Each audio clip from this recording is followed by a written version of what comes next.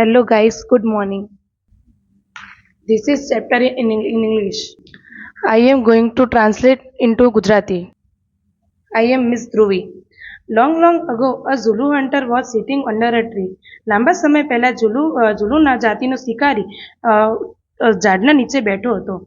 His name was Edie. તેનું નામ એડી હતું. He saw a large herd of deer grazing in the lush, a green meadow. લીલાછમ મેદાનમાં ચરતા હરણનો ટોળું તેને જોયું. He said to himself, તેને પોતાની જાતને કહ્યું, These deer are really wonderful, but I have to run a lot to catch one of them. આ હરણ ખરેખર અદ્ભુત છે, પરંતુ મારે તેમને પકડવા માટે ખૂબ દોડવું પડશે. Can't there be an easy way to get one? શું એકને મેળવવાનું સરળ ન હોઈ શકે? Suddenly he saw a female cheetah crawling silently closer to the grazing animals. અચાનક તેને ચરતા પ્રાણીઓની નજીક શાંતિથી સરકતા ફિમેલ ચિતાને જોયું. Then she leapt and caught a deer. પછી તે કૂદ્યો અને હરણને પકડ્યો.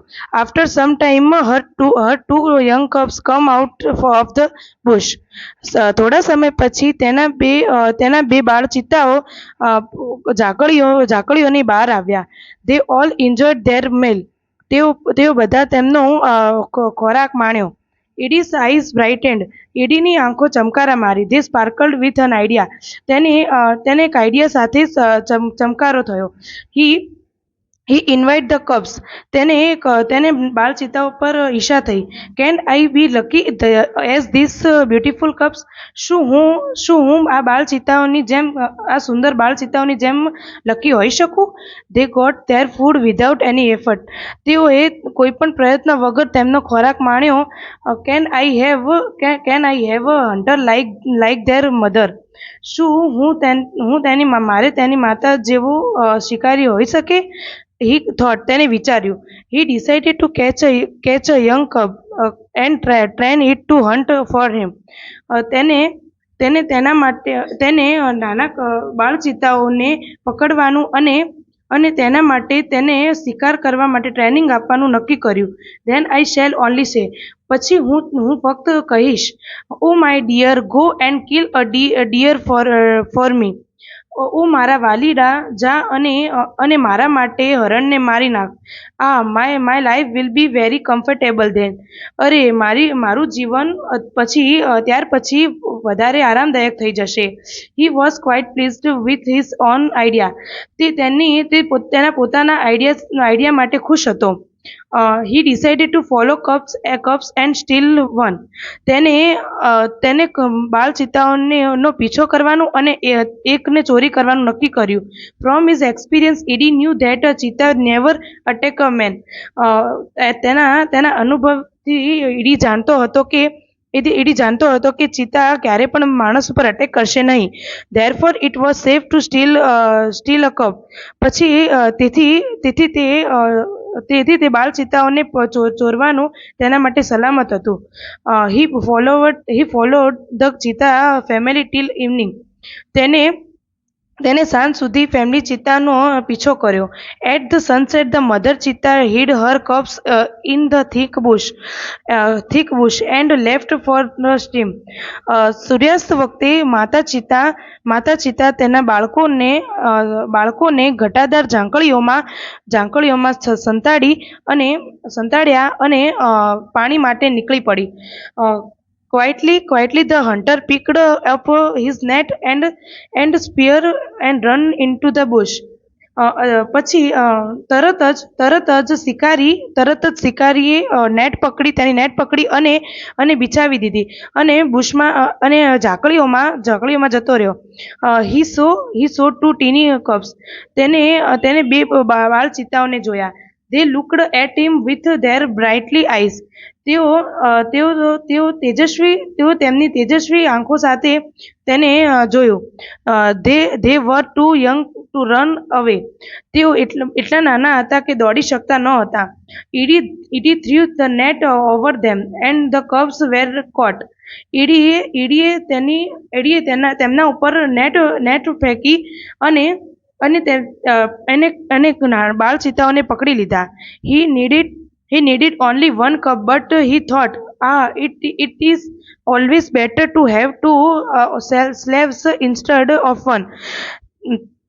તેને ફક્ત એક બાળચીતાની જરૂર હતી, પણ તેને વિચાર્યું,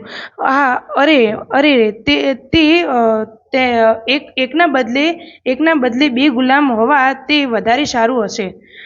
He dragged them with him and hid them under a big basket. તેણે તેની સાથે તેમને ખેંચ્યા અને મોટા બાસ્કેટની નીચે તેમને સંતાડી દીધા. The mother cheetah returned after a while. માતા ચિતા થોડીવાર પછી પાછી ફરી. She did not find her cubs. તેને તેના બાળચીતા મળ્યા નહીં. She looked all round. તેને બધી તરફ જોયું. First of all, she became angry and jumped wildly. સૌપ્રથમ તે ગુસ્સે થઈ અને ખતરનાક રીતે કૂદકો માર્યો. She sniffed all around. તેને બધી તરફ સૂંઘ્યું.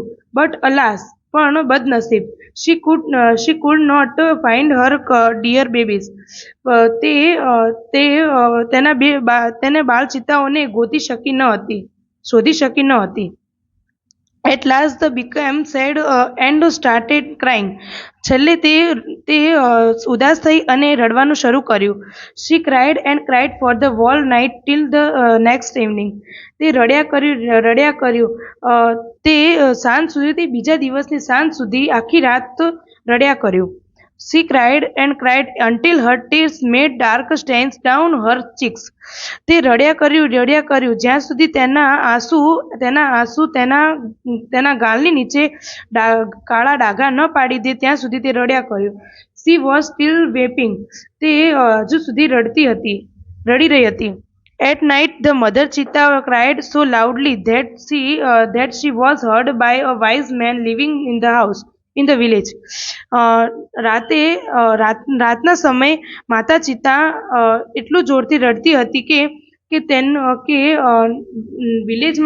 ગામમાં રહેતા સમજુ માણસ દ્વારા તેનો અવાજ સાંભળવામાં આવ્યો. The old man understood what had happened. તે વૃદ્ધ માણસ સમજી ગયો કે તેને શું થયું હતું. He immediately took his strong club and came out of his hunt. તે તરત જ તેની મજબૂત ધોકો લીધો અને તેના ઝૂંપડીની બહાર આવ્યો. This old man Sano was very wise. આ વૃદ્ધ માણસ શાનો ખૂબ જ સમજદાર હતો. He loved animal and knew all about them.